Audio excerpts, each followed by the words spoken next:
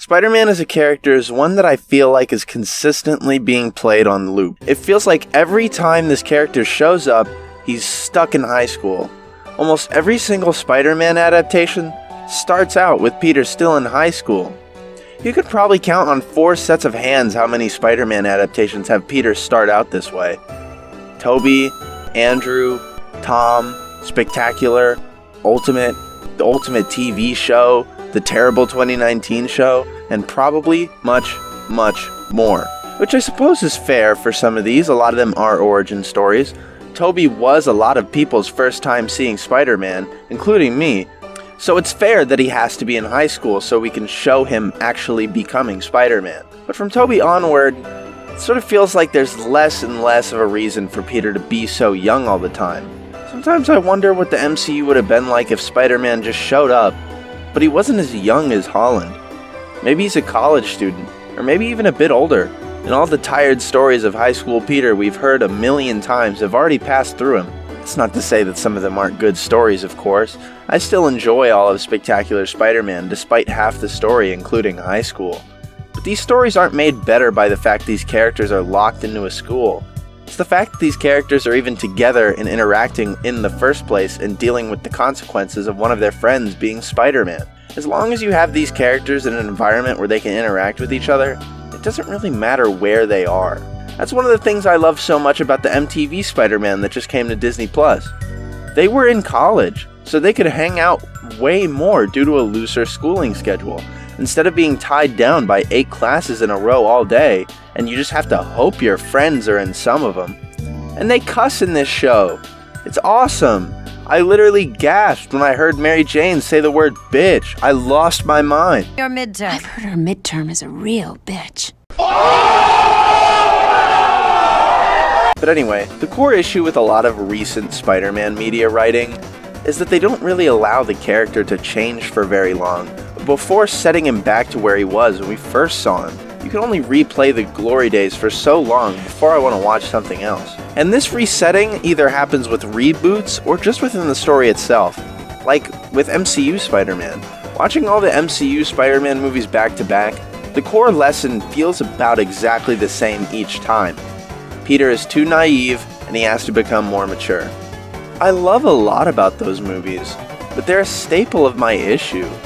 Spider-Man is constantly losing character progression and establishment, which brings me to one of my favorite versions of the character that I've seen in years.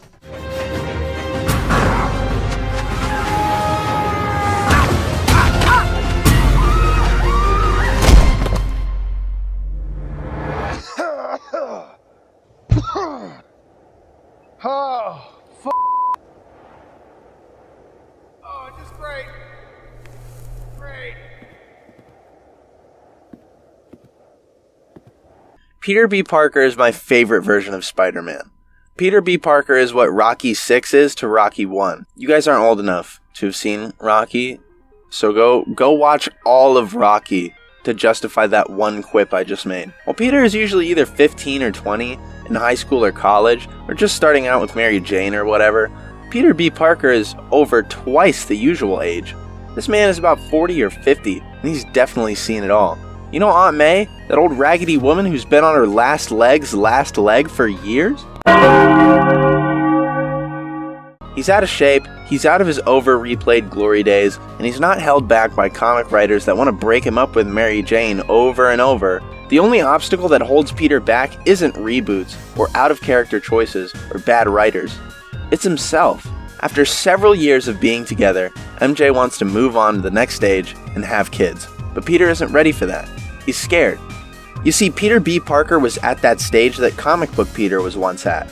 He's already gotten past marrying Mary Jane, and he almost had a baby with her. We were this close. The baby just didn't make it. But since then, Peter's marriage was literally erased by the devil, his whole world was rewritten, he was made younger, Aunt May's alive again, and him and MJ can't keep their relationship going on in between writers.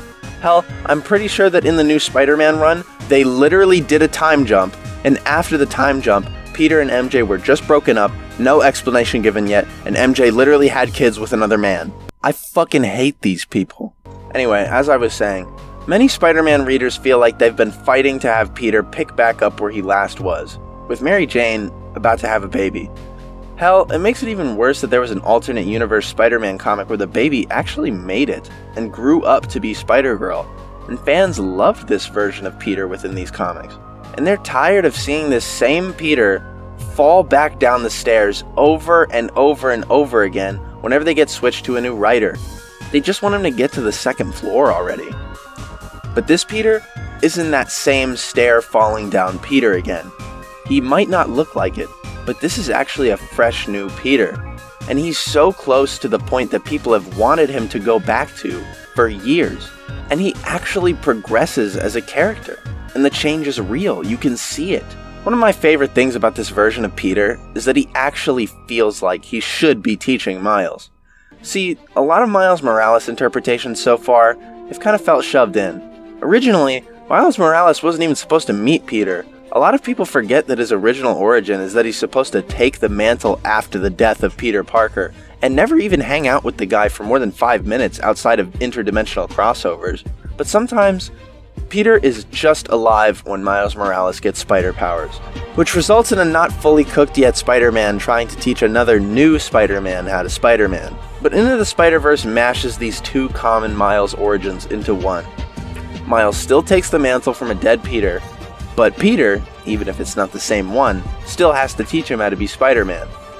This version of Peter actually feels right to teach Miles. He's seen everything, he knows everything, but he's out of his prime, and that still makes him liable to make mistakes. Plus, it's incredibly refreshing to have these characters be so different in age to each other. If your Miles isn't at least 10 years younger than your Peter and your Peter mentoring Miles relationship, I don't want it. They should feel like father and son, not brothers in terms of age. And having Miles be incredibly young compared to Peter works so well for Peter's arc as a character. The whole reason Peter's relationship went under was because he didn't want to have children yet, so now he's forced into a situation where he actually has to be around a child he doesn't even want to stick around with at first. This slowly progresses into Peter seeing the value in their relationship, feeling good about Miles, and actually caring for Miles when he really needs it. It's through Miles that Peter realizes the value in having a child. And it all comes together when Peter can't help but tell Miles that he loves him and that he's so proud of him. It makes this profession of his pride to Miles so much more heart-wrenching when you realize that Peter thought he was going to have to sacrifice himself to save the universe just minutes earlier. He thought Miles wouldn't be enough to save the universe, and he thought he failed as a teacher. So when he sees a different Mary Jane, he tells her that he's sorry for failing her, because in his own sad way, that's the only closure he's going to get before he sends himself off to die. At the end of the movie, Peter changes. He's sent back off to his own universe, but this time he has faith in himself. He has faith that he can actually change as a person, and he knows there's not going to be several flights of stairs to fall down to reset him afterward. He knows he can change, and at the end of the movie, he's finally given the courage to do so. So now that I've shown you the man who could climb the stairs, let's finally get to the man who can't. It's so stupid that even Jerry Conway, one of the most influential Spider-Man writers of all time, agrees with the sentiment that Peter needs to keep falling down the stairs. I already made a tweet about this, but the fact that Peter B. Parker even exists debunks the idea that Peter needs to be young to be appealing, because young people only want to see themselves in a young Spider-Man or whatever. I am only 19 years old, and I find Peter B. Parker to be one of the most relatable and appealing versions of Spider-Man out there. I don't care if he's more than 20 years older than me. I see a lot of myself in him. Sad, not sure where life is going, unmotivated, and most importantly, burnt out. I love Spider-Man, but there's a reason my special interest has shifted way more from the character and more towards the costumes of Spider-Man. It's because sometimes the person under the mask is the same one I already know everything about. Because he won't change. He's just the same man who can't stop falling down the stairs over and over and over again.